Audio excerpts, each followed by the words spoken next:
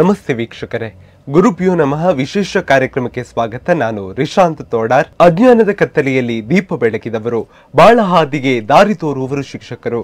ಅದೇ ರೀತಿಯಾಗಿ ಇವತ್ತು ನಮ್ಮ ಕಾರ್ಯಕ್ರಮದಲ್ಲಿರುವ ಶಿಕ್ಷಕರು ಯಾರು ಅಂತ ಕೇಳೋದಾದ್ರೆ, 3 ದಶಕಗಳ ಕಾಲ ದೈಹಿಕ ಶಿಕ್ಷಣ ಶಿಕ್ಷಕರಾಗಿ ಸೇವೆಯನ್ನ ಸಲ್ಲಿಸಿ ಅನೇಕ ಕ್ರೀಡಾಪಟುಗಳನ್ನು ರೂಪಿಸಿ ಸಂಘ ಸಂಸ್ಥೆಗಳಲ್ಲಿ ಸಕ್ರಿಯವಾಗಿ ತೊಡಗಿಸಿಕೊಂಡಿರುವ ನಾಗೇಶ್ ಅವರು ನಮ್ಮ ಜೊತೆಗಿದ್ದಾರೆ. ಬನ್ನಿ ಅವರನ್ನ ಕಾರ್ಯಕ್ರಮಕ್ಕೆ ಸ್ವಾಗತಿಸೋಣ ಹಾಗೂ ಅವರ ಶಿಕ್ಷಣ ವೃತ್ತಿಯ ಅನುಭವದ ಮಾತುಗಳನ್ನು ಕೇಳ್ಕೊಂಡು ಬರೋಣ. ಸರ್ ನಮಸ್ತೆ. ನಮಸ್ತೆ. ನಮಸ್ತೆ. ಹೇಗಿದ್ದೀರಾ? ಆರಾಮಿದ್ದೇನೆ. ಹೇಗೆ ನಡೀತಾ ಇದೆ ಜೀವನ?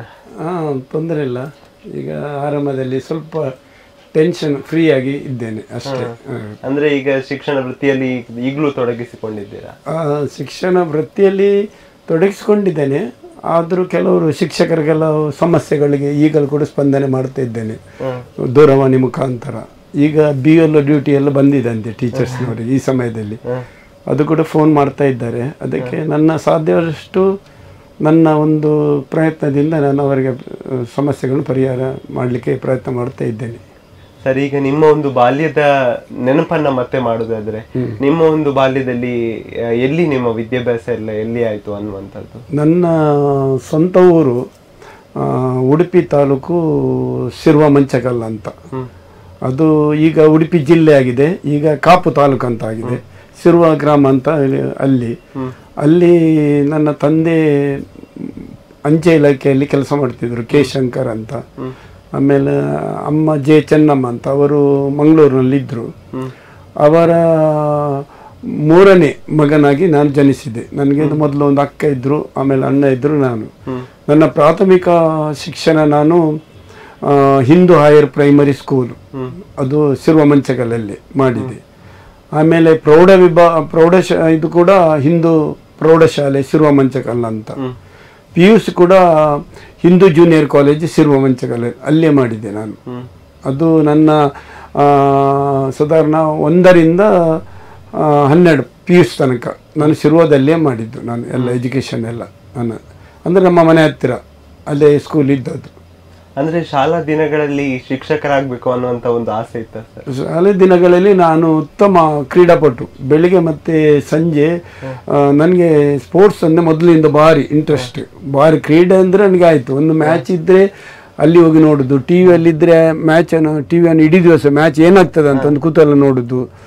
ಆಮೇಲೆ ಭಾನುವಾರ ರಜೆ ಇದ್ದರೆ ಬೆಳಿಗ್ಗೆ ಹೋದೋ ಸಂಜೆ ತನಕ ಊಟ ಎಲ್ಲ ಯಾವುದಿಲ್ಲ, ಒಂದು ಅದರ ಬಗ್ಗೆ ಭಾರಿ ಆಸಕ್ತಿ ನನಗೆ. ಹಾಗೆ ನಾನು ಹೈಸ್ಕೂಲಲ್ಲಿ ಕೂಡ ಇರುವಾಗಲೇ MGC ಅಂತ ಮಣಿಪಾಲ ಜೂನಿಯರ್ ಕಾಲೇಜ್ ಜಿಲ್ಲಾ ಮಟ್ಟದ ಕ್ರೀಡಾಕೂಟದಲ್ಲಿ ಕೂಡ ಭಾಗವಹಿಸಿ ಜಿಲ್ಲಾ ಮಟ್ಟದಲ್ಲಿ ಕೂಡ ನಾನು ಪ್ರಥಮ ಸ್ಥಾನ ಬಂದಿದ್ದೆ 800 ಮೀಟರ್ಸ್ನಲ್ಲಿ.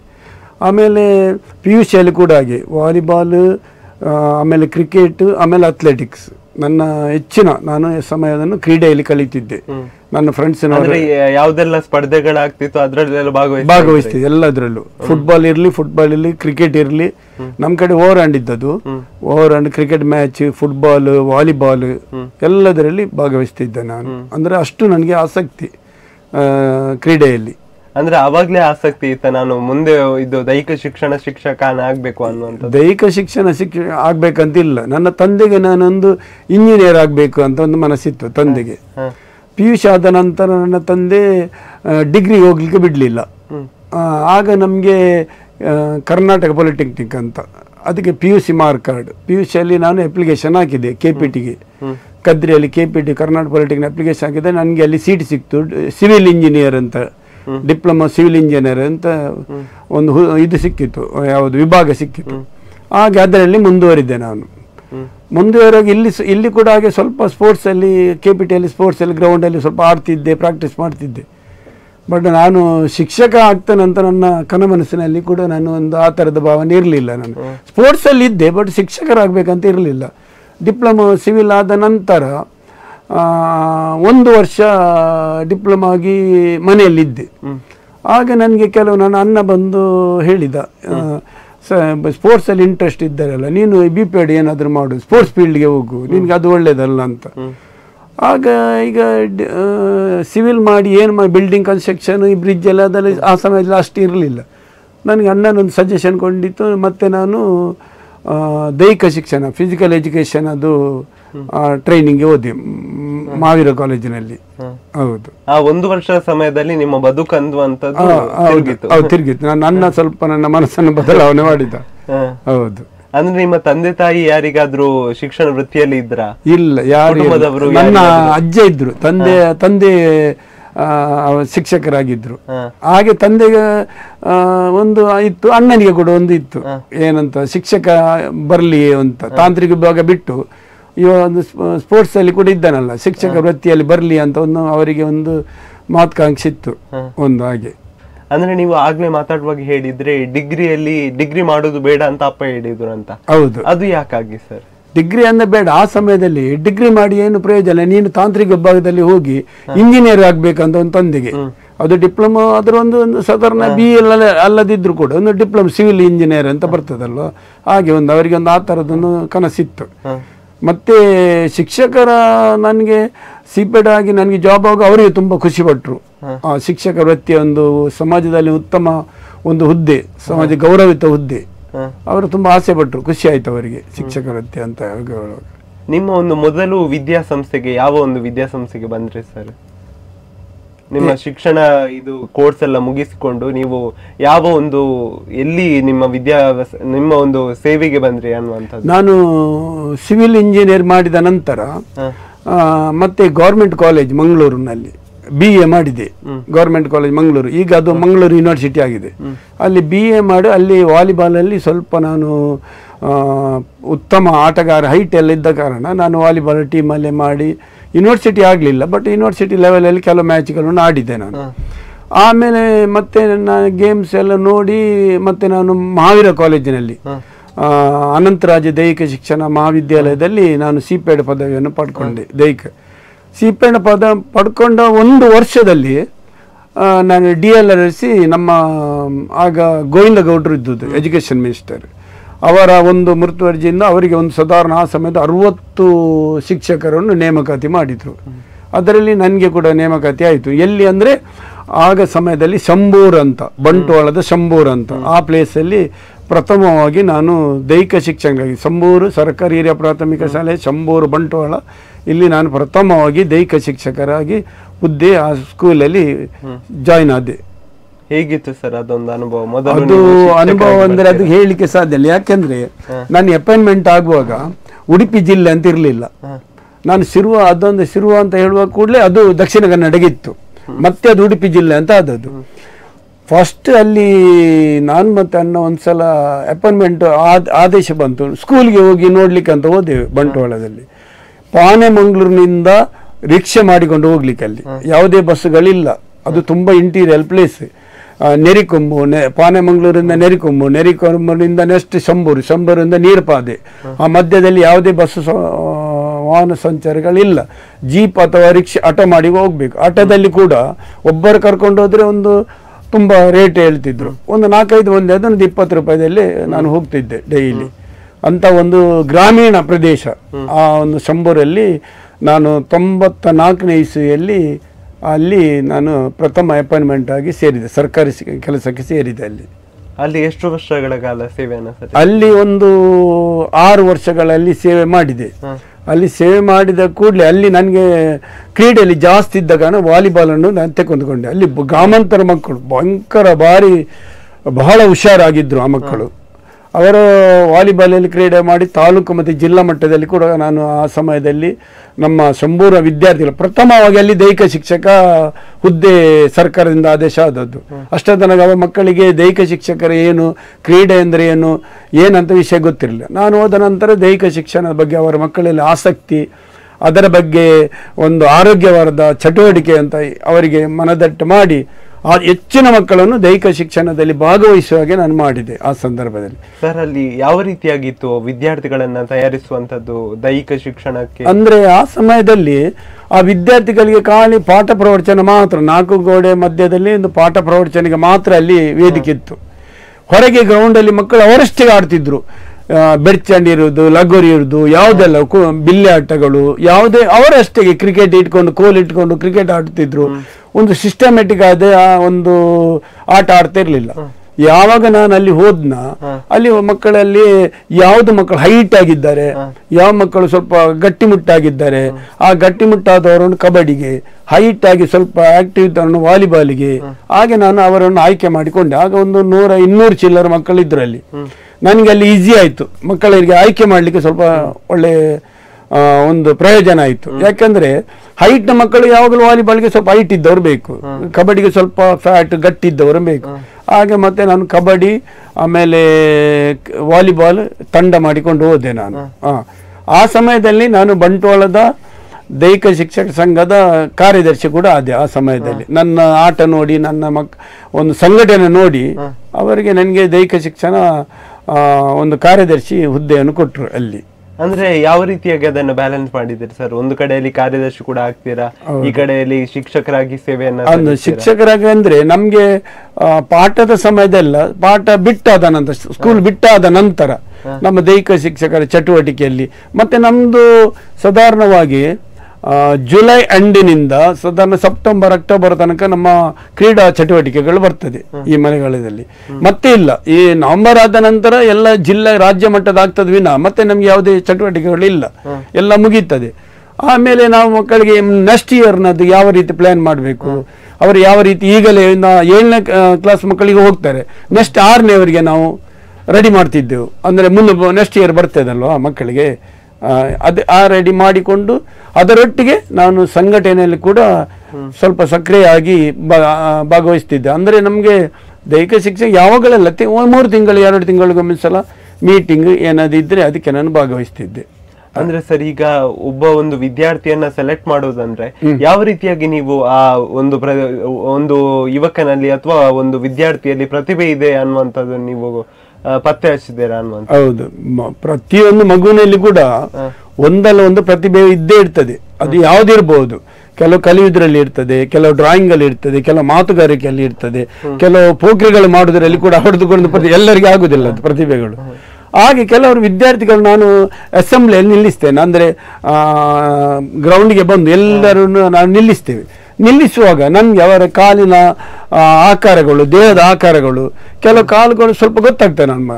ಆಗ ನಾವು ನೋಡಿ, ಫಿಸಿಕಲ್ ನೋಡಿ, ಅವರ ದೇಹದ ಆಕೃತಿ ನೋಡಿ ನಾವು ಇವರನ್ನು ಇದಕ್ಕಾಗ್ಬೋದು, ಹೈಟ್ ಆಗಿದ್ದಾನೆ, ಅವನ ಕೈ ಎಲ್ಲ ಉದ್ದ ಕೈಗಳು, ಅಂಗೈ ಎಲ್ಲ ಅಗಲಗಳಿದ್ರೆ ನಾವು ಅವರನ್ನು ವಾಲಿಬಾಲ್ಗೆಲ್ಲ ಚಾಯ್ಸ್ ಮಾಡ್ತಿದ್ದೆವು.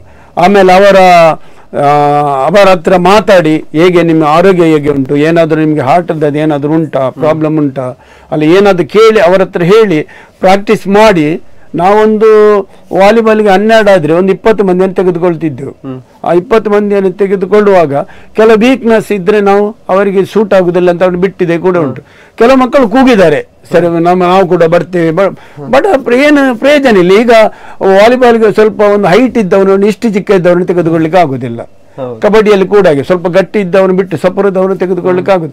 ಅಂತ ಸಮಯದಲ್ಲಿ ಕೆಲವು ಬೇಸರ ಮಕ್ಕಳಿಗೆ ಕೂಡ ಕೂಗಿದು ಉಂಟು, ಮನೆಯಿಂದ ಕೂಡ ಫೋನ್ ಕೂಡ ಮಾಡಿದ್ದಾರೆ, ನನ್ನ ಮಗನನ್ನು ತೆಗೊಳ್ಳಿ ಅಂತ. ಬಟ್ ಅದು ನಮ್ದು ದೈಹಿಕ ಅಂದ್ರೆ ಅವರ ದೈಹಿಕ ಸಾಮರ್ಥ್ಯ ಅವರಲ್ಲಿ ಇದ್ರೆ ಮಾತ್ರ ನಾವು ಆಯ್ಕೆ ಮಾಡಿಕೊಳ್ಳುವುದು. ಅವರ ಪಾದಗಳು, ಅವರ ನಡೆಯುವ ರೀತಿ, ಅವರು ಓಡುವ ರೀತಿ, ಅವರು ಯಾವ ರೀತಿ ಆಕ್ಟಿವ್. ಈಗ ಎಲ್ಲದರಲ್ಲಿ ಇದ್ದಾನೆ, ಅವ್ರು ಲೇಜ್ ಇದ್ದಾನೆ, ಓಡ್ಲಿಕ್ಕೆ ಸರಿಯಾಗಿ ಆಗುದಿಲ್ಲ, ಚುರುಕಿಲ್ಲ. ಈಗ ಖೋಖೋ ಅಂತ ಆಟಗಾರ ಇರುವಾಗ ತುಂಬಾ ಆಕ್ಟಿವ್ ಬೇಕು, ಖೋ ಅಂತ ಹೇಳುವಾಗ ರನ್ನಿಂಗ್ ಓಡುವಾಗ ಚುರುಕಿ ಇರಬೇಕು. ಅಂಥದ್ದೆಲ್ಲ ವಿದ್ಯಾರ್ಥಿಗಳು ನೋಡಿ, ಆಡುವ ರೀತಿ ನೋಡಿ ನಾವು ಮತ್ತೆ ಅವರನ್ನು ಆಯ್ಕೆ ಮಾಡಿಕೊಳ್ತಿದ್ದೆವು. ಅಂದ್ರೆ ಇದು ಕೂಡ ಮಕ್ಕಳಿಗೆ ಮುಖ್ಯ ಆಗ್ತದೆ ಅಲ್ವಾ? ಹೌದು, ಎಷ್ಟು ಪಾಠ ಪ್ರವಚನ ಎಷ್ಟು ಬೇಕು ಅಷ್ಟೇ ಕೂಡ ಕ್ರೀಡೆ ಕೂಡ ಅಷ್ಟೇ ಸಹಕಾರಿ. ಒಬ್ಬ ವಿದ್ಯಾರ್ಥಿ ಪರಿಪೂರ್ಣ ಆಗ್ಬೇಕಾದ್ರೆ ಪಾಠದೊಟ್ಟಿಗೆ ಆಟ ಕೂಡ ಬೇಕು ಅವನಿಗೆ. ಖಾಲಿ ಪಾಠವಾಗುವುದಿಲ್ಲ ಅವನಿಗೆ, ಅದರೊಟ್ಟಿಗೆ ದೈಹಿಕ ಸ್ವಲ್ಪ ಆರೋಗ್ಯ, ದೇಹದ ಸಮಸ್ಯೆಗಳಿಗೆ ಏನಾದಿದ್ರೆ ಅವನಿಗೆ ದೈಹಿಕವಾಗಿ ವ್ಯಾಯಾಮ ಸಿಗಬೇಕಾದ್ರೆ, ಅವ ಸ್ವಲ್ಪ ಮೈಂಡ್ ಸ್ವಲ್ಪ ಫ್ರೀ ಆಗಬೇಕಾದ್ರೆ, ಅವನ ಮನ ಉಲ್ಲಾಸ ಆಗಬೇಕಾದ್ರೆ ಅವನಿಗೆ ಕ್ರೀಡೆ ಖಂಡಿತವಾಗಿ ತುಂಬಾ ಪ್ರಯೋಜನಕಾರಿ ಆಗ್ತದೆ. ಅಂದ್ರೆ ನೀವು ಹೇಳಿದಾಗ್ಲೇ ಕೆಲವೊಂದು ವಿದ್ಯಾರ್ಥಿಗಳು ಹೇಗಿರ್ತಾರೆ ಅಂತ ಕೇಳಿದ್ರೆ, ಓದಿನಲ್ಲಿ ಮುಂದಿದ್ರೆ ಇನ್ನು ಕೆಲವರು ತಮ್ಮ ಕ್ರೀಡೆಯಲ್ಲಿ ಮುಂದುವರಿತಾರೆ. ಹೌದು, ಅವರನ್ನ ಯಾವ ರೀತಿಯಾಗಿ ನೀವು ಇದು ಮಾಡ್ತೀರಾ? ಓದಿನ ಹೆಚ್ಚಿನಾಗಿ ಕ್ರೀಡೆಯಲ್ಲಿ ಇದ್ದವರು ಒಂದು ಸ್ವಲ್ಪ, ಕೆಲವರು ಆಟ ಓದುವುದರಲ್ಲಿ ಕೂಡ ಮುಂದೆ ಇರ್ತಾರೆ, ಕೆಲವರು ಓದುವುದರಲ್ಲಿಲ್ಲ, ಕ್ರೀಡೆಯಲ್ಲಿ ಮಾತ್ರ ಅವರಿಗೆ ನಾವು ಯಾವಾಗ ಕ್ರೀಡೆ ಉಂಟು ಆ ಸಮಯದಲ್ಲಿ ಮಾತ್ರ ಅವರು ಕ್ರೀಡೆಗೆ ಹೆಚ್ಚು ಒತ್ತು ಕೊಡುದು. ಆ ನಮ್ದು ಪೀರಿಯಡ್ ಆಗ್ತದೆ, ನವೆಂಬರ್ ಅಲ್ಲಿ ಮುಗೀತದೆ, ಆಮೇಲೆ ಅವರಿಗೆ ಓದಿನ ಕಡೆ ಜಾಸ್ತಿ ಗಮನ ಕೊಡುವಾಗ ಪ್ರಚೋದನೆ ಮಾಡುದು. ಇಡೀ ದಿವಸ ಆಡ್ಲಿಕ್ಕೆ ಕೂಡ ಕೊಡುದಿಲ್ಲ ಅವರಿಗೆ. ಎಷ್ಟು ಆಡ್ಲಿಕ್ಕೆ ಉಂಟು, ಎಷ್ಟು ಪ್ರಾಕ್ಟೀಸ್ ಅಷ್ಟು ಮಾತ್ರ ಮಾಡಿ, ಉಳಿದ ಸಮಯದಲ್ಲಿ ಸ್ವಲ್ಪ ಪಾಠ ಪ್ರವಚನ ಏನು ಟೀಚರ್ಸ್ ಏನು ವರ್ಕ್ ಕೊಟ್ಟಿದ್ದಾರೆ, ಏನು ಇವತ್ತು ಲೆಸನ್ ಆಗಿದೆ ಅದನ್ನು ಮನೆಯಲ್ಲಿ ಓದಿಕೊಂಡು ಬಾ ಎಲ್ಲ ಹೇಳಿ ಮತ್ತೊಂದು ಗ್ರೌಂಡ್ಗೆ ಬಿಡುವಾಗ ಯಾವುದೇ ನೀವು ನೋಟ್ಸ್ ಕಂಪ್ಲೀಟ್ ಮಾಡಿದ್ರೆ ನೀವು ಗ್ರೌಂಡ್ಗೆ ಬಿಡುದಿಲ್ಲ ಅಂತ ನಾವು ವಾರ್ನಿಂಗ್ ಕೂಡ ಮಾಡಿದ್ದೇವೆ ಆ ಸಮಯದಲ್ಲಿ. ಆಗ ಏನಾಗ್ತದೆ, ಮಕ್ಕಳು ಆಟದೊಟ್ಟಿಗೆ ಓದಿನ ಕಡೆ ಜಾಸ್ತಿ ಸ್ವಲ್ಪ ಗಮನ ಕೊಡ್ತಾರೆ. ಆ ತರ ಅಂದ್ರೆ ಅವರಿಗೆ ಆಟದಲ್ಲಿ ಜಾಸ್ತಿ ಗಮನ ಇಡ್ತದೆ. ಅವಾಗ ವರ್ಕ್ ಅಂತ ಕೊಟ್ರೆ ಬೇಗ ಕಂಪ್ಲೀಟ್ ಮಾಡಿ ಬರ್ತಾರೆ. ಕೆಲಸ ಎಲ್ಲ ಏನು ಮಾಡಿದವರು ಕ್ಲಾಸ್ ಅಲ್ಲಿ ಕೂತವರು ಉಂಟು. ಆಗ ಏನಾಗ್ತದೆ ಅವರಿಗೆ, ನಾನು ಈ ತಪ್ಪು ಮಾಡಿದ್ದೆ, ನಾನು ಮಾಡ್ಬೇಕು, ಮರುದಿವಸ ಮಾಡಿಕೊಂಡು ಬರ್ತಾರೆ. ಆ ತರ ಹಾಗಾಗಿ ಅವರು ಕ್ರೀಡೆಗೆ ಬರ್ತಾರೆ. ಹೌದು. ಆದ್ಮೇಲೆ ನಿಮ್ಮ ಶಂಭೂರ್ ಆದ್ಮೇಲೆ ಬೇರೆ ಎಲ್ಲಿಗೆ ಬರ್ತಾರೆ? ಶಂಭೂರ್ ಆದ ನಂತರ ನಾನು 2019ಕ್ಕೆ ಟ್ರಾನ್ಸ್ಫರ್ ಆಗಿದೆ. ಕಾರ್ಕಳಕ್ಕೆ ಟ್ರಾನ್ಸ್ಫರ್ ತೆಗೆದುಕೊಂಡೆ. ಕಾರ್ಕಳದಲ್ಲಿ ಏನಾಯ್ತು, ನಮ್ಮ ಸರ್ಕಾರದಲ್ಲಿ ವರ್ಗಾವಣೆ ಕಾಯ್ದೆ ಅಂತ ಅದು ಆಗುವಾಗ ಅಲ್ಲಿ ಪ್ಲೇಸ್ ಇಲ್ಲ ಕಾರ್ಕಳದಲ್ಲಿ ಪ್ಲೇಸ್ ಇಲ್ಲ ಅಂತ ಹೇಳುವಾಗ ಮೂಡಿಬಿದ್ರಿ 3rd ಅಂತ ಒಂದು ಸ್ಕೂಲ್ ಉಂಟು ಬಸ್ ಸ್ಟ್ಯಾಂಡ್ ಹತ್ರ. ಬಸ್ ಸ್ಟ್ಯಾಂಡ್ ಅಂತ ಕೆಳಗೆ ಬರುವಾಗ ಅದು ಮೊದಲು ಪುರಸಭೆ ಇತ್ತು. ಅಲ್ಲಿ ಆ 3rd ಶಾಲೆಯಲ್ಲಿ ದೈಹಿಕ ಶಿಕ್ಷಕರ ಒಂದು ಹುದ್ದೆ ಕ್ರಿಯೇಟ್ ಮಾಡಿ ನನಗೆ ಅಲ್ಲಿ ಹುದ್ದೆ ಆ ಒಂದು ಪೋಸ್ಟ್ ಅಲ್ಲಿ ಕೊಟ್ಟರು. ಮೂಡಿಬಿದ್ರಿ 3rd ಶಾಲೆಯಲ್ಲಿ ಬಸ್ ಸ್ಟ್ಯಾಂಡ್ ಕೆಳಗೆ. ಅಲ್ಲಿ ಒಂದು 140 ಮಕ್ಕಳಿದ್ರು ಆ ಸಮಯದಲ್ಲಿ. ಎಲ್ಲ ನಮ್ಮ ಮಾಜಿ ಮಂತ್ರಿಗಳು ಅಮರನಾಥ್ ಶೆಟ್ಟಿ ಕಲ್ತ ಸ್ಕೂಲ್ ಅದು. ಅವರು ಕಲ್ತ ಸ್ಕೂಲ್ ಅಂತ ಹೇಳಿ ಅಲ್ಲಿನ ಊರಿನವರು ಸ್ವಲ್ಪ ಮಕ್ಕಳಾದರೂ ಆ ಸ್ಕೂಲನ್ನು ಅವರು ಬಂದ್ ಮಾಡಲಿಕ್ಕೆ ಬಿಡಲಿಲ್ಲ ಊರಿನವರು. ಯಾಕಂದ್ರೆ ಅದು ಸೆಂಟರ್, ಒಂದು ಕೇಂದ್ರ ಸ್ಥಳ ಅದು ಮೂಡಿಬಿದ್ರೆಯಲ್ಲಿ. ಹಾಗೆ ಅವರು ಬಂದ್ ಮಾಡಲಿಕ್ಕೆ ಬಿಡಲಿಲ್ಲ. ಅಲ್ಲಿ ಬಂದ ನಂತರ ನನಗೆ ತುಂಬ ಖುಷಿಯಾದದಂದ್ರೆ ಏನಂದ್ರೆ, ಆ ಗ್ರೌಂಡ್ನ ಈ ಕಡೆ ಪುರಸಭೆ ಇತ್ತು. ಈಗ ಪುರಸಭೆ ಬೇರೆ, ಗ್ರೌಂಡ್ ಈ ಕಡೆ ಪುರಸಭೆ ಇತ್ತು. ಇಲ್ಲಿ ಗ್ರಾಮಾಂತರ ಮಕ್ಕಳು ತುಂಬ ಹುಷಾರಿದ್ರು. ಅಲ್ಲಿ ವಾಲಿಬಾಲ್ ಅಭ್ಯಾಸ ಮಾಡಿದೆ ನಾನು. ವಾಲಿಬಾಲ್ ಅಭ್ಯಾಸ ಮಾಡಿ ತಾಲೂಕಲ್ಲಿ ಬಲಿಷ್ಠ ತಂಡಗಳಿತ್ತು. ರಾಟ್ರಿ ಶಾಲೆ ಇತ್ತು, ಅಲಂಗಾರ ಇತ್ತು, ಮಹಮ್ಮದಿಯತ್ ಸ್ಕೂಲ್. ಆ ಪ್ರೈವೇಟ್ ಸ್ಕೂಲ್ನೊಟ್ಟಿಗೆ ನಮ್ಮ ಸರ್ಕಾರಿ ಶಾಲೆಯವರು ಫೈಟ್ ಮಾಡಿ ತಾಲೂಕಲ್ಲಿ ವಿನ್ ಆದೆ ನಾನು ವಾಲಿಬಾಲಲ್ಲಿ. ಆಮೇಲೆ ನೆಕ್ಸ್ಟ್ ಜಿಲ್ಲಾ ಮಟ್ಟ ಸುಳ್ಯದ ಅಜ್ಜಾವರದೆಲ್ಲ ಇತ್ತು. ಸುಳ್ಯ ಅಜ್ಜಾವರ ಅಂತ. ಅಲ್ಲಿ ನಮಗೆ ಮತ್ತೆ ಕಸಬಾ ಬೆಂಗ್ರೆ ಅಂತ ಮಂಗಳೂರು ಕಸಬಾ ಬೆಂಗ್ರೆ ಅವರಿಗೆ ನಮಗೆ ಫೈನಲ್ ಬಂತು. ಜೋರ್ ಮಳೆ, ಒಂದು ಸೆಟ್ ನಾವು ಹೊಡೆದೆ, ಒಂದು ಸೆಟ್ ಕಸಬಾ ಬೆಂಗ್ರೆ ಅವರು ಹೊಡೆದ್ರು. ಇನ್ನು ಫೈನಲ್ ಉಂಟು. ಫೈನಲ್ ಮ್ಯಾಚ್ ಆಗೋ ಜೋರ್ ಮಳೆ, ಇಡೀ ಮೈದಾನ ನೀರುಂಟು. ಅಲ್ಲಿ ಕಸಬಾ ಬೆಂಗ್ರೆ ಅವರ ಶಿಕ್ಷಕರೆಲ್ಲ ಬಂದ್ರು. ಸರ್ ಎಂತ ಮಾಡುದು, ಟಾಸ್ ಹಾಕುವ ಅಂತ ಹೇಳಿದ್ರು. ಅವರು ವಿನ್ ಆಗಿದೆ, ಒಂದು ಸೆಟ್ ನಾವು ವಿನ್ ಆಗಿದೆ, 3rd ಸೆಟ್ ಇರುದು ಫೈನಲ್. ಟಾಸ್ ಹಾಕುವಾಗ ನನಗೆ ನನ್ನ ವಿದ್ಯಾರ್ಥಿಗಳ ಬಗ್ಗೆ ನನಗೆ ಕಾನ್ಫಿಡೆನ್ಸ್ ಇತ್ತು, ಗ್ಯಾರಂಟಿ ವಿನ್ ಆಗ್ತಾರೆ ಅಂತ. ಟಾಸ್ ಬೇಡ ಸರ್, ಮಳೆ ಕಮ್ಮಿ ಆಗಲಿ ಮತ್ತೆ ಆಡುವ ಅಂತ ಹೇಳಿದೆ. ದೇವರದರಿಂದ ಸ್ವಲ್ಪ ಸಮಯ ಮಳೆ ಕಮ್ಮಿ ಆಯಿತು. ಮಳೆ ಕಮ್ಮಿ ಆಗಿ ಫೈನಲ್ 3rd ಸೆಟ್ ನಮ್ಮ ಮಕ್ಕಳು ಹೊಡೆದ್ರು.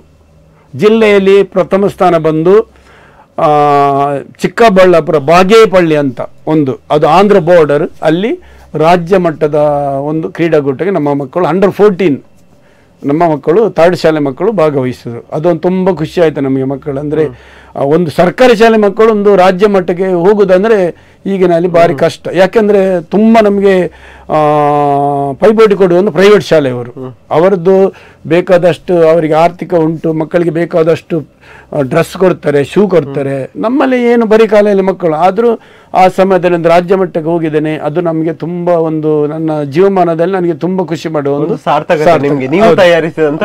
ವಿದ್ಯಾರ್ಥಿಗಳು. ಹೌದು, ಅವರು ಈಗಲೂ ಕೂಡ ಇದ್ದಾರೆ. ಈಗಲೂ ಕೂಡ ಯಾವಾಗಲೂ ಸಿಕ್ಕಿದ್ರೆ ಕೆಲವರು ಬಿಸ್ನೆಸ್ ಇದ್ದಾರೆ, ಕೆಲವರು ವಾಲಿಬಾಲ್ ಆಟದಲ್ಲಿ ಇನ್ನೂ ಕೂಡ ಆಟ ಆಡ್ತಾ ಇದ್ದಾರೆ.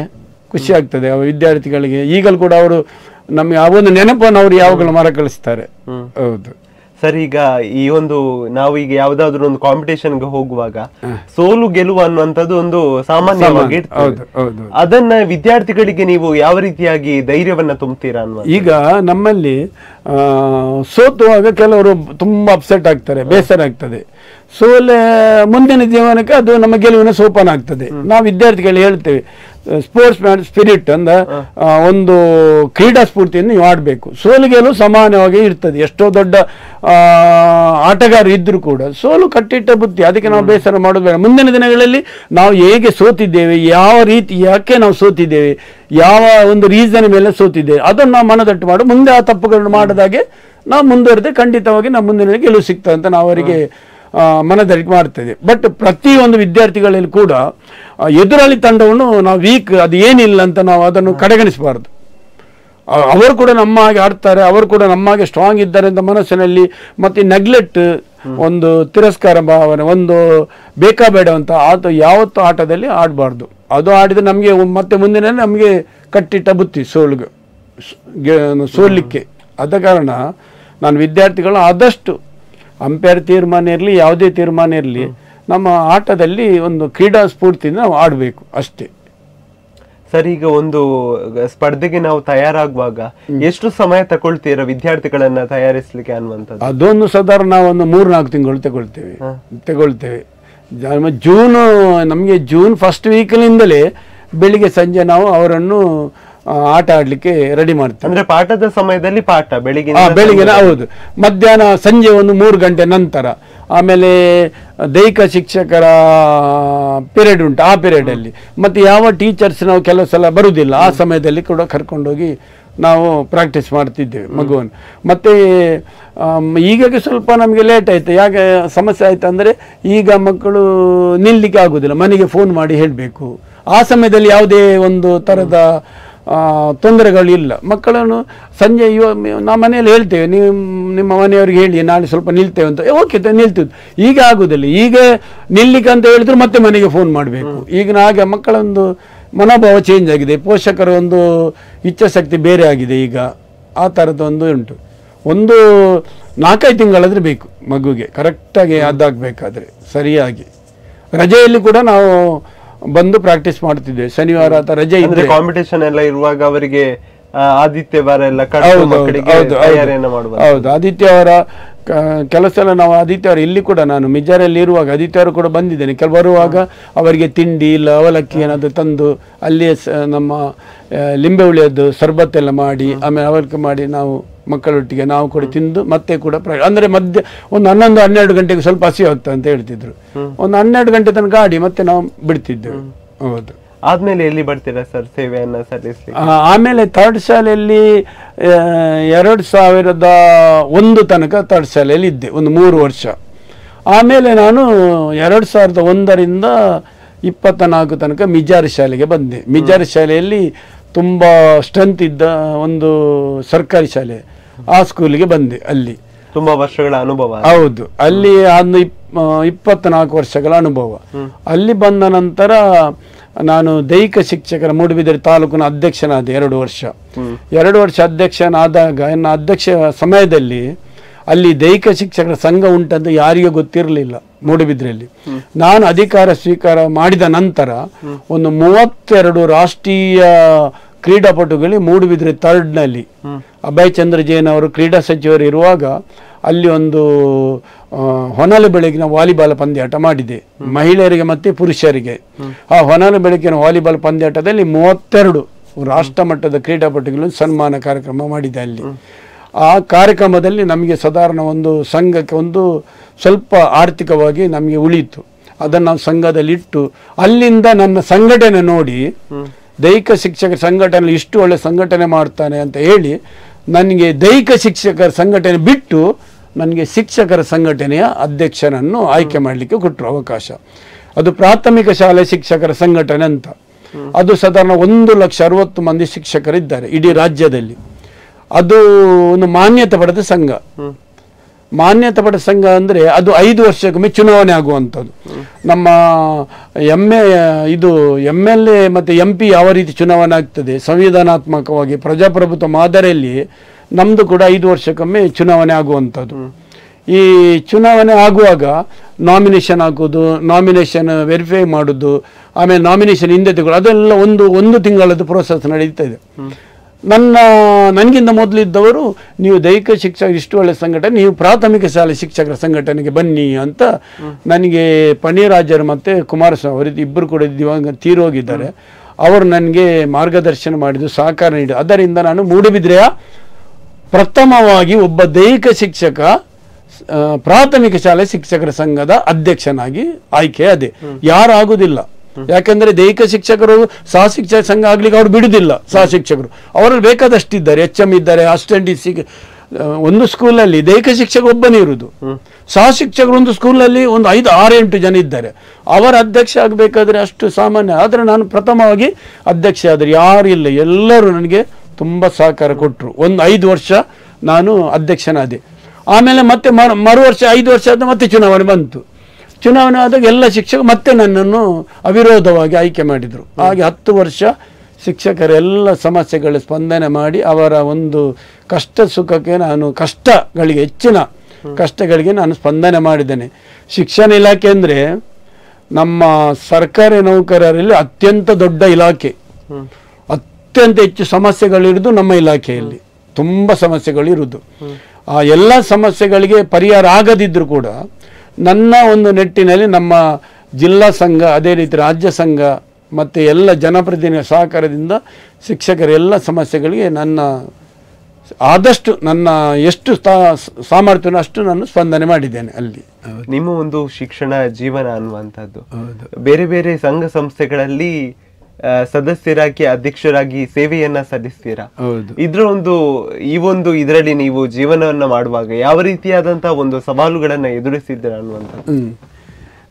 ದೈಹಿಕ ಶಿಕ್ಷಣ ಸಂಘ ಆದ ನಂತರ ಕರ್ನಾಟಕ ರಾಜ್ಯ ಪ್ರಾಥಮಿಕ ಶಾಲೆ ಶಿಕ್ಷಕರ ಸಂಘ ಅಂತ ಅದು ತಾಲೂಕಲ್ಲಿ ಉಂಟು, ಆಮೇಲೆ ಜಿಲ್ಲೆಯಲ್ಲಿ ಉಂಟು, ರಾಜ್ಯದಲ್ಲಿ ಕೂಡ ಉಂಟು. ಒಂದು ಬೃಹತ್ ಸಂಘಟನೆ ಅದು. 1 ಲಕ್ಷ ಮೊದಲು 86 ಇದ್ದರು ಟೀಚರ್ಸ್. ಈಗ ಅಲ್ಲದೆ ಕೆಲವು ನಿವೃತ್ತಿ ಆಗಿದ್ದಾರೆ, ಕೆಲವು ವಾಲಂಟರಿ ರಿಟೈರ್ಮೆಂಟ್ ಕೊಟ್ಟರೆ, ಕೆಲವು ತೀರ ಹೋದ ನಂತರ ಈಗ 1,60,000 ಮಂದಿ ಆ ಸಂಘದಲ್ಲಿ ಸದಸ್ಯರು. 5 ವರ್ಷ ಚುನಾವಣೆ ಆಗೋದು. ನಾನು ಒಂದು 10 ವರ್ಷ ಅದರ ಸಂಘಟನೆ ಆದೆ. ಅದರದ್ದು ಪ್ರಾಥಮಿಕ ಒಬ್ಬ ದೈಹಿಕ ಶಿಕ್ಷಕರ ಶಿಕ್ಷಕ ಒಂದು ಸಹ ಶಿಕ್ಷಕರ ಸಂಘಟನೆ ಆಗಬೇಕಾದ್ರೆ ಕೆಲವರು ದೈಹಿಕ ಶಿಕ್ಷಕರಾಗಿ ಏನು ಮಾಡ್ತಾರೆ, ಇವ ಎಂಥದ್ದು ಇದರದ ಅಧ್ಯಕ್ಷನಾಗಿ ಏನು ಮಾಡ್ತಾನೆ, ಇವ ದೈಹಿಕ ಶಿಕ್ಷಕರದ್ದು ಮಾತ್ರ ಇವನಿಗೆ ಮಾಹಿತಿ ಇರ್ಬೋದು, ಸಹ ಶಿಕ್ಷಕರದ್ದು ಏನು ಮಾಹಿತಿ ಇವನಿಗೆ ಗೊತ್ತುಂಟು ಅಂತ ಹೇಳಿ ಕೆಲವರು ಹಿಂದಿನಿಂದೆಲ್ಲ ಹೇಳಿದರು. ವಿಸಿಲ್ ಅಂದರೆ ನಾವು ಟ್ರ್ಯಾಕ್ ಮಾರ್ಕ್ ಮಾಡುವವರು, ಮತ್ತು ವಿಸಿಲ್ ಆಗಿ ಮಕ್ಕಳಿಗೆ ತೀರ್ಪು ಕೊಡುವವರು, ಇವರು ಎಂತ ಮಾಡ್ತಾರೆ ಅಂತ ಅವರೊಂಥರ ಇತ್ತು ಅವರಲ್ಲಿ ಸಹ ಶಿಕ್ಷಕ.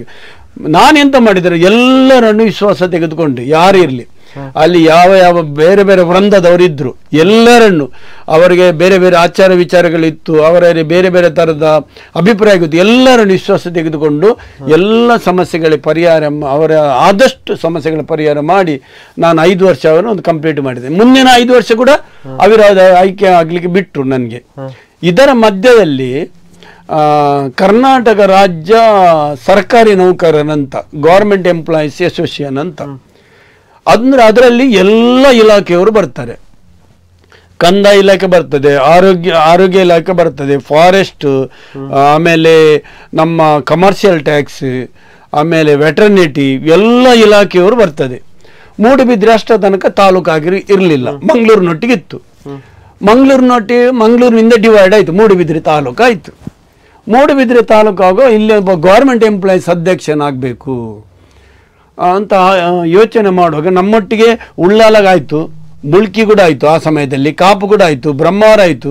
ಮೂಡುಬಿದ್ರೆ ಯಾರು ಅಂತ ಹೇಳುವಾಗ ನಾನು ಎಲ್ಲರೂ ನಾಗೇಶ್ ಇದ್ದಾರೆಲ್ಲ, ನಾಗೇಶ್ವರನ್ನು ಆಯ್ಕೆ ಮಾಡಿಕೊಳ್ಳುವ ಅಂತ ಅಲ್ಲಿ ತೀರ್ಮಾನ ಆಯಿತು. ಆ ಸಮಯದಲ್ಲಿ ಕಂದಾಯ ಇಲಾಖೆಯಲ್ಲಿ ತಹಸೀಲ್ದಾರ್ ಕೂಡ ಬರ್ತಾರೆ ನಮ್ಮೊಟ್ಟಿಗೆ. ಗ್ರೂಪ್ ಡಿ ಇಂದ KS ತನಕ ಎಲ್ಲರೂ ಈ ಸರ್ಕಾರಿ ನೌಕರರಲ್ಲಿ ಬರ್ತಾರೆ, ಎಲ್ಲ ಇಲಾಖೆಯವರು ಕೂಡ ಬರ್ತಾರೆ. ಈಗ 5,80,000 ಸದಸ್ಯತನ ಇರುವ ಒಂದು ಸರ್ಕಾರಿ ನೌಕರರ ಒಂದು ಸಂಘಟನೆ. ಈ ಸಂಘಟನೆಯ ಮುಂಚಿನ ಯಾರು ತೆಗೆದುಕೊಳ್ಳುವುದು ಅಂತ ಹೇಳುವಾಗ ಎಲ್ಲರೂ ನನಗೆ ಒಂದು ಆಯ್ಕೆ ಮಾಡಿ ಕೊಟ್ಟರು. ಮೂಡುಬಿದ್ರೆ ತಾಲೂಕಿನ ಪ್ರಥಮ ತಾಲೂಕು ಅಧ್ಯಕ್ಷನಾಗಿ ನಾನು ಆಯ್ಕೆ ಆದ. ಅಷ್ಟ ತನಕ ಅಲ್ಲಿ ಸರ್ಕಾರಿ ನೌಕರ ಸಂಘ ಇರಲಿಲ್ಲ. ಯಾವಾಗ ತಾಲೂಕಾಯಿತು ಅದರ ಒಂದು ಅಧ್ಯಕ್ಷನಾಗಿ ನಾನು ವಹಿಸಿಕೊಂಡೆ. ಎಲ್ಲ ಇಲಾಖೆಯವರ ಒಂದು ಸಹಕಾರದಿಂದ, ಎಲ್ಲ ಇಲಾಖೆಯವರ ಒಂದು ಅನನ್ಯತೆಯಿಂದ ನಾನು ಸರ್ಕಾರಿ ನೌಕರ ಅಧ್ಯಕ್ಷನಾಗಿ ವಹಿಸಿಕೊಂಡೆ. ಇದರ ಮಧ್ಯದಲ್ಲಿ ಮೂಡುಬಿದ್ರೆ KPS ಮಿಜಾರಿ ಶಾಲೆ ಮುಖ್ಯ ಶಿಕ್ಷಕರ ಕೂಡ ಚಾರ್ಜ್ ತೆಗೆದುಕೊಂಡೆ. ಈ ಕಡೆ ಪ್ರಾಥಮಿಕ ಶಾಲಾ ಶಿಕ್ಷಕರ ಸಂಘದ ಅಧ್ಯಕ್ಷ, ಈ ಕಡೆ ಸರ್ಕಾರಿ ನೌಕರ ಸಂಘದ ಅಧ್ಯಕ್ಷ, ಈ ಕಡೆ KPS ಮಿಜಾರ್ ಶಾಲೆಯ ಮುಖ್ಯೋಪಾಧ್ಯಾಯರು, ಈ ಕಡೆ ದೈಹಿಕ ಶಿಕ್ಷಕ ಸಂಘದ ರಾಜ್ಯ ಉಪಾಧ್ಯಕ್ಷರು, NPS ಎಲ್ಲ ಸಂಘಟನೆಗಳ ಒಂದು ಜವಾಬ್ದಾರಿ ವಹಿಸಿಕೊಂಡು ಸ್ಕೂಲ್ ಟೈಮ್ದಲ್ಲಿ ಬಿಟ್ಟು ನಾನು ಬೇರೆ ಸಮಯದಲ್ಲಿ ಸಂಜೆ ಹೊತ್ತಿಗೆ ಅಥವಾ ಬೇರೆ ರಜೆ ಸಮಯದಲ್ಲಿ ನಾನು ಈ ಸಂಘಟನೆ ಬಗ್ಗೆ ಸಕ್ರಿಯವಾಗಿ ಅದರಲ್ಲಿ ತೊಡಗಿಸಿಕೊಂಡೆ. ನಮಗೆ ಮಾನ್ಯತೆ ಪಡೆದ ಸಂಘ ಆದ ಕಾರಣ ನಮಗೆ ಅಧಿಕಾರಿಗಳೊಟ್ಟಿಗೆ ಭೇಟಿಗೆ ಕೆಲಸ ಎಲ್ಲ ಅವಕಾಶ ಕೊಡ್ತಿದ್ರು. ಹಾಗೆ ನಾನು ಏನು ಸಮಸ್ಯೆಗಳಿದ್ದರೆ ನಮ್ಮ ಅಧಿಕಾರಿಗಳೊಟ್ಟು ಹೋಗಿ ಶಿಕ್ಷಕರಿಗೆ ಸಮಸ್ಯೆ ಆಗಿದೆ, ಸರ್ಕಾರ ನೌಕರರ ಸಂಘದ ನಾಡು ಮಹಾಸಭೆ ಉಂಟು, ಅಲ್ಲಿಗೆ ಓಡಿ ಕೊಟ್ಟಿದ್ದಾರೆ. ಓಡಿ ಅಂದರೆ ನಮಗೆ ಅಲ್ಲಿ ಹೋಗ್ಲಿಕ್ಕೆ ಅವಕಾಶ ಉಂಟು. ಹಾಗೆ ನಾನು ಎಲ್ಲರೊಟ್ಟಿಗೆ ನಮ್ಮ ಅಧಿಕಾರಿಗಳು ನನಗೆ ಒಳ್ಳೆ ಹೆಲ್ಪ್ ಮಾಡಿದ್ದಾರೆ, ಸಹಕಾರ ನೀಡಿದ್ದಾರೆ. ಅದರೊಟ್ಟಿಗೆ ನಮ್ಮ ಮಿಜಾರ್ ಶಾಲೆ ಶಿಕ್ಷಕ ವರ್ಗವನ್ನು ಕೂಡ ನಾನು ಅಭಿನಂದಿಸ್ತೇನೆ. ಬಹಳ ಉತ್ತಮವಾಗಿ ನನಗೆ ಅವರು ಸಹಕಾರ ನೀಡಿದ್ದಾರೆ. ನನಗೆ HM ಆದ ಕೂಡಲೇ HM ಕೂಡಲೇ ಒಂದು 120-50 ಮಕ್ಕಳ HM ದೊಡ್ಡ ವಿಷಯ ಅಲ್ಲ. 400 ಮಕ್ಕಳು, ಅದು ಕೂಡ KPS ಅಂದರೆ ಕರ್ನಾಟಕ ಪಬ್ಲಿಕ್ ಸ್ಕೂಲ್. ಒಂದು ಮಗು LKG ಜಾಯ್ನ್ ಆದ ಮಗು PU ತನಕ ಅದೇ ಕಾಂಪೌಂಡ್ ಅಲ್ಲಿ ಇರಬೇಕು. ಅಂತ ಒಂದು ಸ್ಕೂಲ್ನ ಪ್ರಾಥಮಿಕ ವಿಭಾಗದಲ್ಲಿ HM ಆಗಬೇಕಾದ್ರೆ ತುಂಬ ಜವಾಬ್ದಾರಿ ಇದೆ, ತುಂಬ ಒತ್ತಡಗಳಿದೆ. ಅದನ್ನು ಕೂಡ ನಾನು ಒಬ್ಬ ಸಂಘಟನೆ ಇದ್ದ ಕಾರಣ ನನಗೆ ಸ್ವಲ್ಪ ಈಸಿ ಆಯ್ತು ಅಲ್ಲಿ. ಮತ್ತೆ ಈಗಿನ ಶಿಕ್ಷಣ ವ್ಯವಸ್ಥೆ ನಿಮಗೆ ಗೊತ್ತಿರ್ಬೋದು, ಗೇಟ್ ಒಳಗೆ ಹೋಗುವಾಗಲೇ ನಮಗೆ ಒತ್ತಡಗಳು ಬರ್ತದೆ. ಫಸ್ಟಿಗೆ ನಾವು ಬರುವುದು ಮೊಟ್ಟೆಯದ್ದು ಮಾಹಿತಿ, ಮೊಟ್ಟೆ ತಿನ್ನದ ಮಕ್ಕಳಿಗೆ ಬಾಳೆಹಣ್ಣು ತಿನ್ನಲಿಕ್ಕೆ, ಬಾಳೆಹಣ್ಣು ತಿನ್ನದ ಮಕ್ಕಳಿಗೆ ಚುಕ್ಕಿ ಕೊಡ್ಲಿಕ್ಕೆ, ಆಮೇಲೆ ಕ್ಷೀರಭಾಗ್ಯ, ಆಮೇಲೆ ರಾಗಿ ಮಾಲ್ಟ್, ಈ ಕಡೆ ಎಲ್ಲ. ಆಮೇಲೆ ಪ್ರತಿ ಮಗುವಿಗೆ ಇದು ಹುಳ್ಳದ ಮಾತ್ರೆ ಕೊಡಲೇಬೇಕು.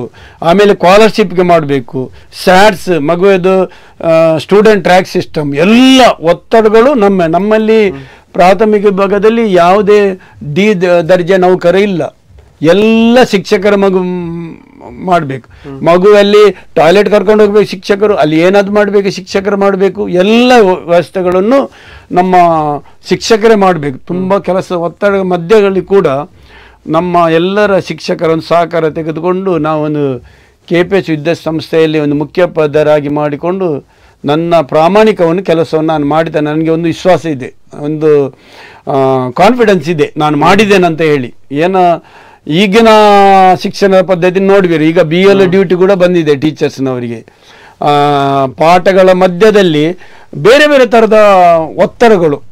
ಆ ಮಧ್ಯದಲ್ಲಿ ಶಿಕ್ಷಕರಿಗೆ ನಾನು ಹೇಳುದಿಷ್ಟೇ, ಸರ್ಕಾರಕ್ಕೆ ಶಿಕ್ಷಕರಿಗೆ ಯಾವುದೇ ಕೆಲಸಗಳನ್ನು ಹಾಕ್ಬಾರ್ದು. ಅವರು ಕೇವಲ ಪಾಠಕ್ಕೆ ಮಾತ್ರ ಗಮನ ಕೊಡುವಾಗ ಆಗಬೇಕು. ಆಗ ಮಾತ್ರ ವಿದ್ಯಾರ್ಥಿಗಳಿಗೆ ಕೂಡ ಟೀಚರ್ಸ್ ಡೈಲಿ ಇಡ್ತಾರೆ, ಡೈಲಿ ನಮಗೆ ಪಾಠ ಆಗ್ತದೆ. ಇಲ್ಲದರೆ ಶಿಕ್ಷಕರು ಇವತ್ತೊಂದು ಪಾಠ ಮಾಡೋದು, ನಾಳೆ ಅವರು ಟ್ರೈನಿಂಗ್ ಕೊಡೋದು, ತರಬೇತಿ ಕೊಡೋದು.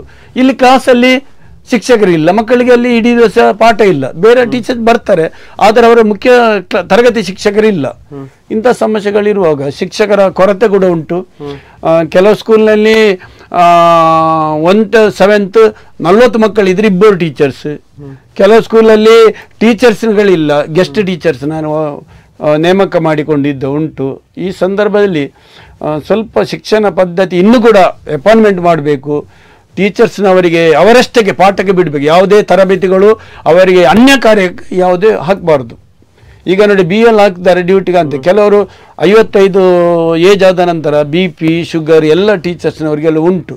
ಅವರು ಈ ಕಡೆ ಪಾಠ ಮಾಡಿ ಈ ಕಡೆ ಪರೀಕ್ಷೆ ಆಗ್ತಾ ಉಂಟು. ಇದರ ಮಧ್ಯದಲ್ಲಿ ಅವರಿಗೆ ಕಷ್ಟ. ಈ ಒಂದು ಸಮಸ್ಯೆಗಳು ಒಂದು ದೊಡ್ಡ ಸಮಸ್ಯೆಗಳ ಸುಳಿಯಲ್ಲಿ ನಮ್ಮ ಶಿಕ್ಷಕರು ಬಿದ್ದಿದ್ದಾರೆ ಈ ಸಂದರ್ಭದಲ್ಲಿ.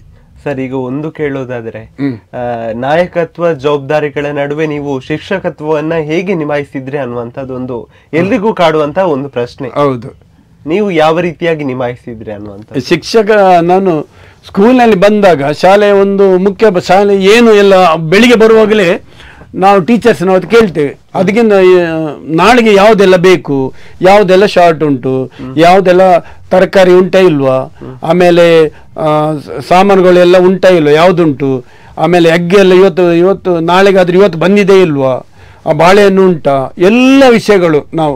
ಆಮೇಲೆ ಕರೆಂಟ್ ಉಂಟಾ, ನಾಳೆ ಕರೆಂಟ್ ಇಲ್ಲದೆ ನೀರಿನ ವ್ಯವಸ್ಥೆ ಏನು ಮಾಡ್ತೀವಿ ನಾವು, ಇವತ್ತು ನಾಳೆದಾದ್ರೆ ಇವತ್ತೆಲ್ಲ ಮಾಡಿಕೊಂಡು ಹೋಗ್ತೇವೆ. ಒಂದು ವೇಳೆ ಕರೆಂಟ್ ಇಲ್ಲ ಅಂತ ಹೇಳುವಾಗ ಬೆಳಿಗ್ಗೆ ಬೇಗ ಬಂದು 9 ಗಂಟೆ ಒಳಗೆ ನಾವು ಕರೆಂಟ್ ಮಾಡಿ ಎಲ್ಲ ವ್ಯವಸ್ಥೆ ಮಾಡಿ, ಒಂದು ಅಡಿಗೆ ಅವರು ಇಲ್ಲದಿದ್ದರೂ ಕೂಡ ಅವರ ಬದಲಿ ವ್ಯವಸ್ಥೆ ಮಾಡಿ ಹೋಗ್ತಿದ್ದೆವು ಒಂದು. ಆಮೇಲೆ ಇದರ ಮಧ್ಯದಲ್ಲಿ ನನಗೆ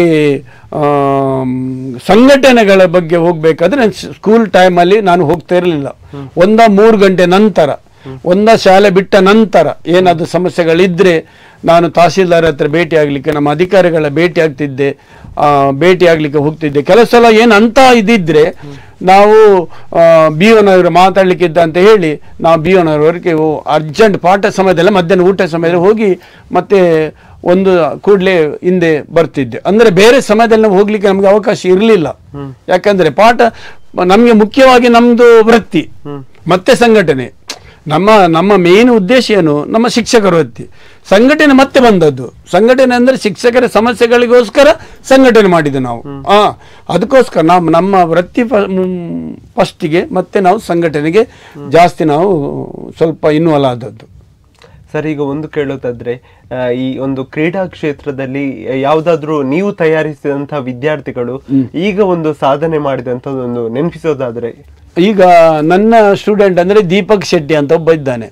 ಅವ ಆಳ್ವಾಸ್ ಈಗ ವಾಲಿಬಾಲ್ ಕೋಚ್ ಆಗಿದ್ದಾನೆ ದೀಪಕ್ ಶೆಟ್ಟಿ ಅಂತ. ಮತ್ತೆ ನನ್ನ ಒಬ್ಬಳು ಸ್ಟೂಡೆಂಟ್ ರೇಖಾ ಅಂತ ಇದ್ದವಳು 3rd ಶಾಲೆಯಲ್ಲಿ. ಅವಳು ಶಾರ್ಟ್ ಪುಟ್ಟನ್ನು ಅಂಡರ್ 14 ಅಲ್ಲಿ 6.83 ಬಿಸಾಡಿದ್ದಾರೆ. ಈಗ ಕೂಡ ರೆಕಾರ್ಡ್ ಅವಳ ಹೆಸರಲ್ಲಿ ಉಂಟು. ಅವಳು ಈಗ ಒಂದು ಸ್ಕೂಲಲ್ಲಿ ಟೀಚರ್ಸ್ ಆಗಿದ್ದಾಳೆ. ಹಾಗೆ ತುಂಬ ಮಂದಿ ಇದ್ದಾರೆ ನನಗೆ, ನನ್ನೊಟ್ಟಿಗೆ ಸ್ಟೂಡೆಂಟ್ ಆಗಿದ್ದು, ನನ್ನ ಒಟ್ಟಿಗೆ ಅವರಿಗೆ ತರಬೇತಿ ಕೊಟ್ಟು ಈಗ ಒಳ್ಳೆ ಕೆಲಸದಲ್ಲಿ ಕೆಲವರು ಇದ್ದಾರೆ. ಅದಕ್ಕೂ ನೋಡುವ ಒಂದು ಸಾಧನೆಯನ್ನು ನೋಡುವಾಗ ನಿಮಗೆ ಖುಷಿ ಆಗ್ತದೆ. ಹೌದು, ನಾನು ಹೇಳುದು ಇಷ್ಟೇ, ಯಾರ ಪೋಷಕರಾಗ್ಲಿ ಯಾರೇ ಆಗ್ಲಿ, ವಿದ್ಯಾರ್ಥಿಗಳಿಗೆ ಏನು ಉಂಟು ಅವರಿಗೆ ನಾವು ಕೆಲಸದ ಮೇಲೆ ಕೆಲಸ ಒಂದು ದನ ಉಂಟು, ನೀರಿಗೆ ಹೋಗ್ಲಿಕ್ಕೆ ಆಗುದಿಲ್ಲ, ಎತ್ತಿಕೊಂಡು ನಾವು ಎಳ್ಕೊಂಡು ಹೋಗ್ಬೇಕು. ಹಾಗೆ ವಿದ್ಯಾರ್ಥಿಗಳಿಗೆ ಅವರ ಏನು ಇಚ್ಛೆ ಉಂಟು ಅದಕ್ಕೆ ನಾವು ಹೆತ್ತವರು ಗಮನ ಕೊಡಬೇಕು. ಅವರಿಗೆ ಒಂದು ವೇಳೆ ನೀವು ಈ ಡಾಕ್ಟರ್ ಆಗಬೇಕು, ಅವನಿಗೆ ಬೇರೆ ಏನಾದರೂ ಇರ್ಬೋದು ಅವನ ಮನಸ್ಸಿನಲ್ಲಿ, ಡಾಕ್ಟರ್ ಆಗಬೇಕನ್ನೋ ಒತ್ತಡ ಎಲ್ಲ ಹಾಕ್ಕೊಂಡು ಹೋದ್ರೆ ಖಂಡಿತವಾಗಿ ಒತ್ತಡ ಮೀರಿ ಅವನಿಗೆ ಆಗುವುದಿಲ್ಲ. ಅವನ ಮನಸ್ಸಿನಲ್ಲಿ ಏನುಂಟು ಅದಕ್ಕೆ ನಾವು ಸಹಕಾರ ಕೊಡಬೇಕು.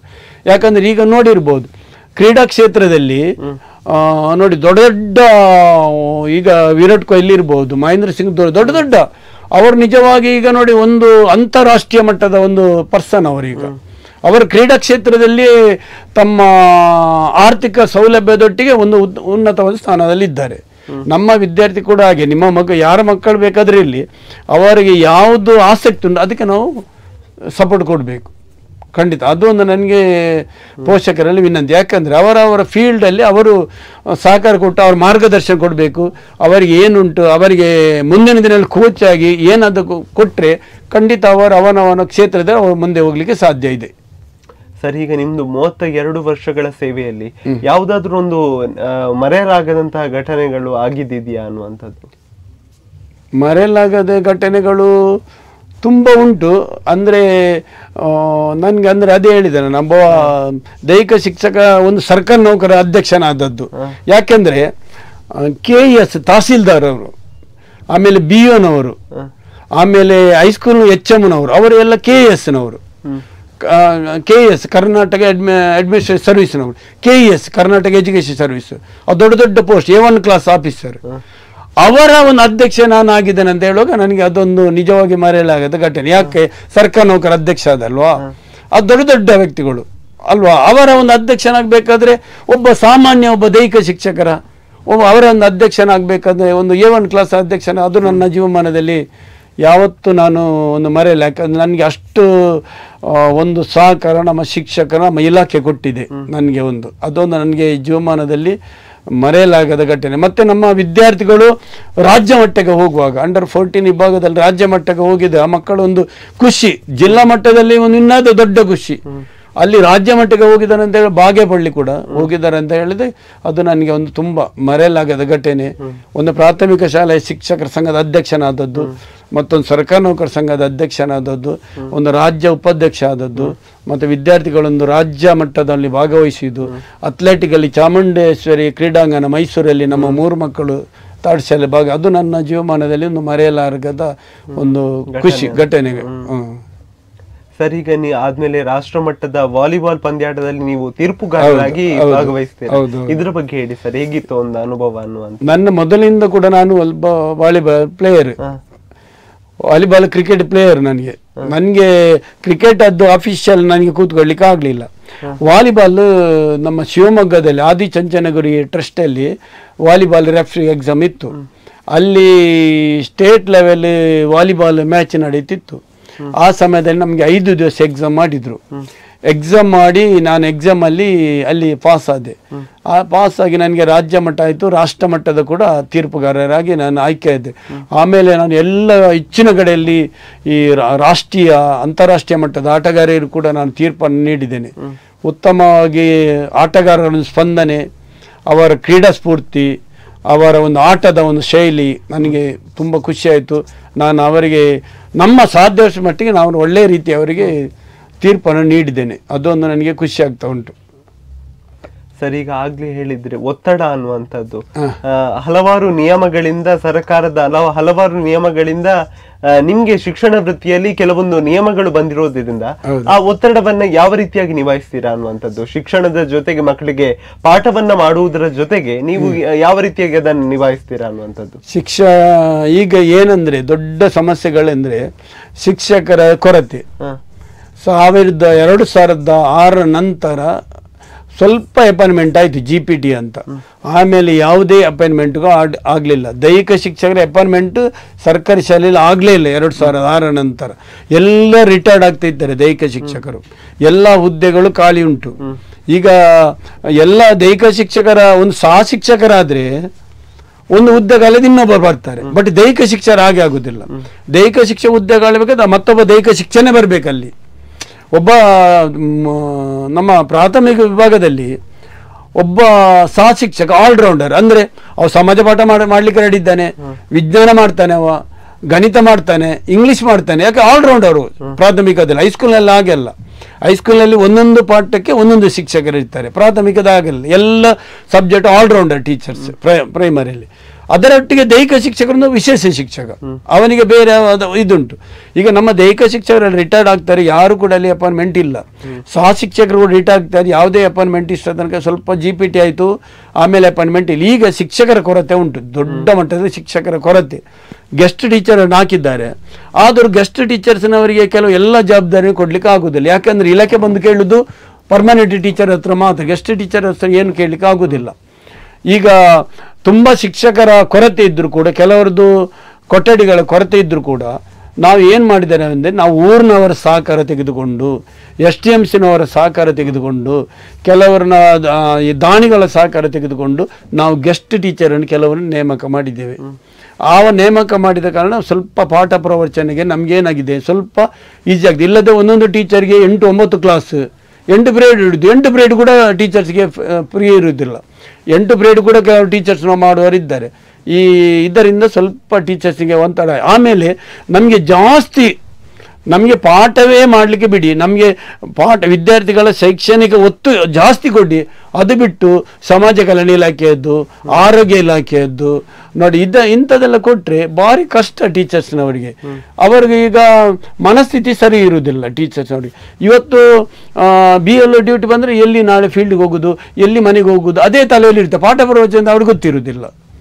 ಅಂಥ ಸಮಯದಲ್ಲಿ ಮಧ್ಯದಲ್ಲಿ ನಾವು ಎಲ್ಲ ಟೀಚರ್ಸ್ನವ್ರಿಗೆ ತಿಂಗಳಿಗೆ ಒಂದು ಮೀಟಿಂಗ್ ಹೇಗಾಗ್ತದೆ ಅದನ್ನು ಎಲ್ಲ ಬಂದು ಟೀಚರ್ಸ್ನವ್ರ ಮಾತಾಡಿ ಏನು ಸಮಸ್ಯೆಗಳುಂಟು, ಏನು ಮಕ್ಕಳಲ್ಲಿ ಯಾವುದೇ ಸಮಸ್ಯೆಗಳುಂಟು ಅದನ್ನು ನಾವು ಎಲ್ಲ ಸೇರಿ HM ಮತ್ತು ಶಿಕ್ಷಕರೆಲ್ಲ ಸೇರಿ ನಾವು ಪರಿಹರಿಸ್ತಿದ್ದೇವೆ. ಮತ್ತು ಎಲ್ಲಿ ಸಮಸ್ಯೆಗಳು, ಎಲ್ಲಿ ಒತ್ತಡ ಉಂಟು ಅಲ್ಲಿ ಸ್ವಲ್ಪ ನಾವು ಎಲ್ಲ ಟೀಚರ್ಸ್ನವರು ಸೇರಿ ಸಮಸ್ಯೆಗಳನ್ನು ಈಗ ಸ್ಯಾಟ್ಸಲ್ಲಿ ಎಲ್ಲ ಸಾಫ್ಟ್ವೇರ್ ಪ್ರಾಬ್ಲಮ್, ಅದು ಓಲ್ಡ್ ಸಾಫ್ಟ್ವೇರ್ ಪ್ರಾಬ್ಲಮ್, ಅದು ಇಡೀ ದಿವಸ ನೆಟ್ವರ್ಕ್ ಪ್ರಾಬ್ಲಮ್ಮು, ಇದಕ್ಕೆ ಕೆಲವು ಟೀಚರ್ ಗಂಟೆ ಕೂಡ ಮೊಬೈಲ್ ಇಟ್ಕೊಂಡು ತಿರ್ತಾ ಇದ್ದಾರೆ, ಏನು ಸಿಗುದಿಲ್ಲ.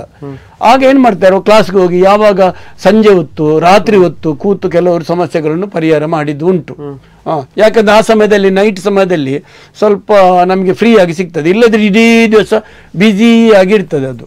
ಅಂಥದ್ದೆಲ್ಲ ಸ್ವಲ್ಪ ನಾವು ಸಮಸ್ಯೆಗಳನ್ನು ನೈಟ್ ಕೂತ್ಕೊಂಡು, ಇಲ್ಲದ್ರೆ ಸೈಬರ್ಗೆ ಹೋಗಿ, ಆಮೇಲೆ ಎಲ್ಲಿ ಜಾಸ್ತಿ ವೈಫೈ ಉಂಟಲ್ಲ ಅಲ್ಲಿಗೆಲ್ಲ ಹೋಗಿ ನಮ್ಮ ಮೊಬೈಲ್ ಇಟ್ಕೊಂಡು ಹೋಗಿ ಮಕ್ಕಳ ಎಲ್ಲ ಸಮಸ್ಯೆಗಳನ್ನು ಆದಷ್ಟು ನಾವು ಪರಿಹಾರ ಮಾಡ್ತಿದ್ದೇವೆ.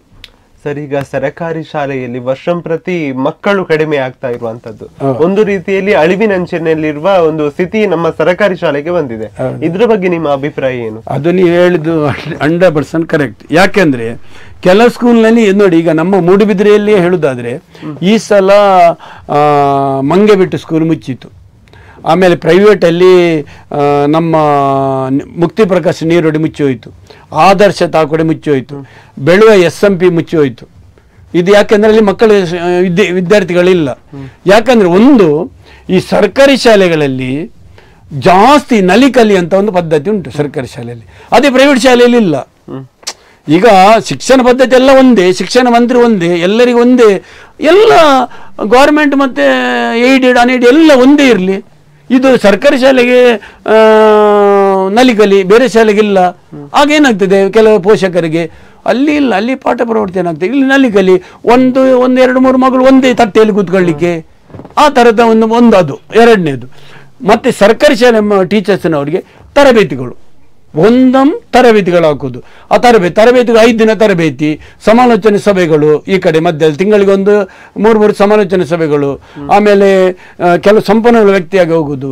ಪೋಷಕರಲ್ಲಿ ಏನಿರ್ತದೆ, ಟೀಚರ್ಸ್ನ ಬರುವಾಗ ಟೀಚರ್ಸ್ನವರು ತರಬೇತಿಯಲ್ಲಿದ್ದಾರೆ, ಪೋಷಕರು ನೋಡ್ತಾರೆ ಮಗು ಇಲ್ಲಿ ಕ್ಲಾಸಲ್ಲಿ ಉಂಟು, ಟೀಚರ್ಸ್ನವರು ತರಬೇತಿಯಲ್ಲಿದ್ದಾರೆ, ಬೇರೆ ಟೀಚರ್ ಪಾಠದಲ್ಲಿ ಯಾರಿಲ್ಲ.